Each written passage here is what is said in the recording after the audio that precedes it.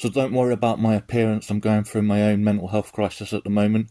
Yeah, I'm calling on the United Nations and any aid workers or humanitarians that can get into Gaza with those lorries. We need to start sending portable battery chargers and charging kits and unlimited SIM cards and unlimited sound cards, because Gaza have to record these crimes and they have to be put on something like a MASTODON server, which costs about £80 a month, or it has to go somewhere because they're being slaughtered for no reason other than Netanyahu doesn't want to be arrested for his previous crimes, and his toxic far-right conservative government have gotten so deep that now, they're just sending out the IDF out there who have got no experience in infantry soldier work. The IDF are brilliant at boom, boom, boom, dropping bombs. The IDF are brilliant at snipering from like a couple of miles away, bish, bash, bosh. The IDF are great at snipering someone that throws a rock that doesn't even go near them. The rock barely touches them.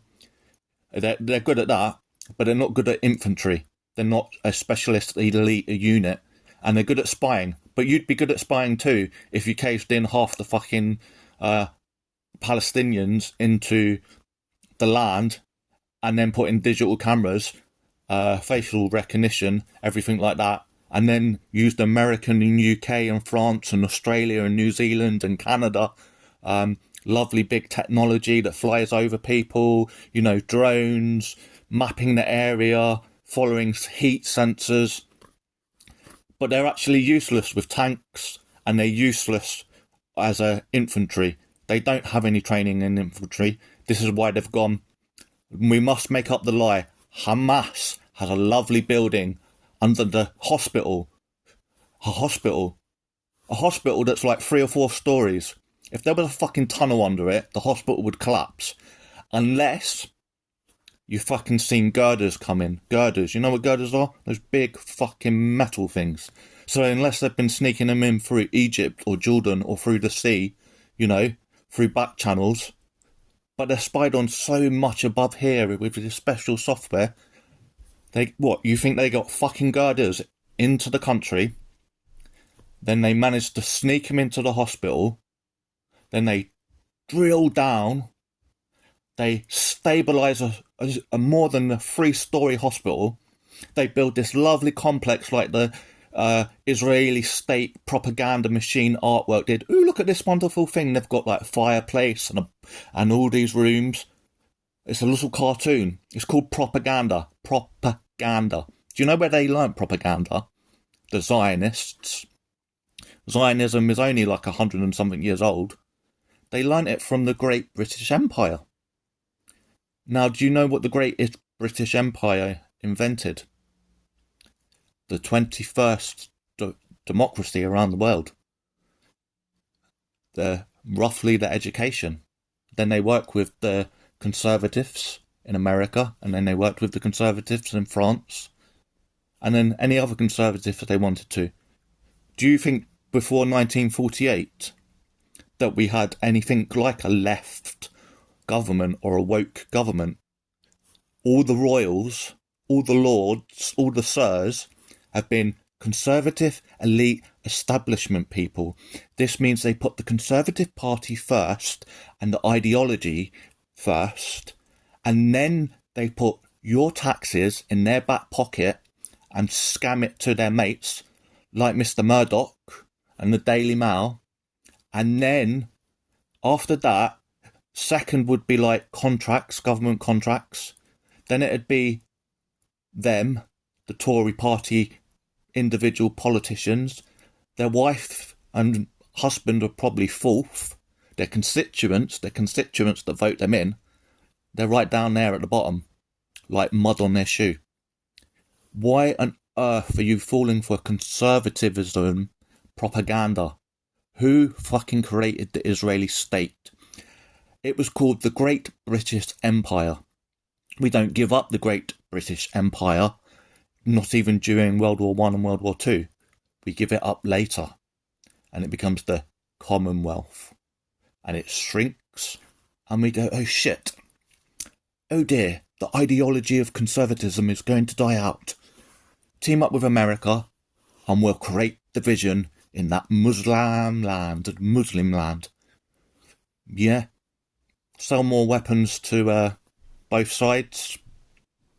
And we're always going to be told by Israel that, keeping an eye on Egypt, Jordan, winding them up occasionally.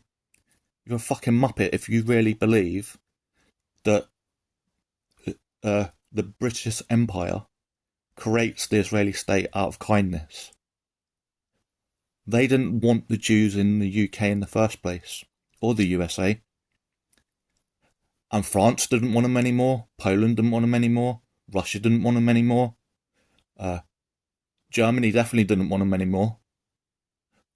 So, they killed two birds with one stone. We put in the Israeli state. We try and work with the Israeli state. They say, fuck off Great Britain. Bomb, bomb, bomb. Off we pop. We go, alright then, we'll team up with America and France. Here's a blank check. Slaughter a lot if you want. Cage them if you want. We don't mind. Tell us how the weapons go. So we'll send you weapons over the years and aid. And tell us if it's a great bullet, a great bomb, and if we need to adjust it. Because the UK and the USA are founded on conservatism ideologies. If you think any royal family member was woke or left, then you've not studied history. Most of the royal family, what, are up there. Conservatism, one wife, one mistress behind my back of my wife, cigars, brandy, food, fish, everything, gambling. And then they go, hi, 99%. Don't look at us. Blame the migrant. Blame the farmer. Blame the peasants. Blame Black Plague. Blame the flu. Blame World War One. Blame World War Two. Blame the Falklands. Blame the Korean War. The Vietnam War. If you do not realise you're being played by the conservative system, and all they've done is go, conservatism, Zionism, and now they're having sex, and they're manipulating you all. Name one other fucking country, and one other fucking human race. By the way, we're one race, whether you believe in God or you believe in science. We either came from Africa or the Americas. Name one other country outside of the Israeli state that was hand-stitched into UK, USA, French, German later, politics, businesses, capitalism, banks. I don't remember stitching Poland into our UK, USA, France and Germany politics, or Canada or Australia or Japan. I don't remember stitching in France into our democracies. I don't remember stitching in the Japanese into our democracy. I don't remember. We did this for several reasons. One, we could make sure that the USA, the UK and France and Israel could never be challenged, because you would be the anti-Semite. Bad anti-Semite. So that was one reason. Another reason is we and our ancestors fucked up. Who waits fucking 4 years? 4 years to get into World War II? When 6 million Jews were fucking slaughtered. 6 million Jews. And the USA and the UK and Canada and Australia sat on their fucking arse.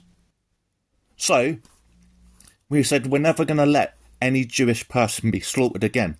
And if they're all in one fucking place, and we supply them weapons for life, and we supply them big bucks, and we stitch them into all our fucking politics, we'll get a whiff if there is anyone trying to kill them.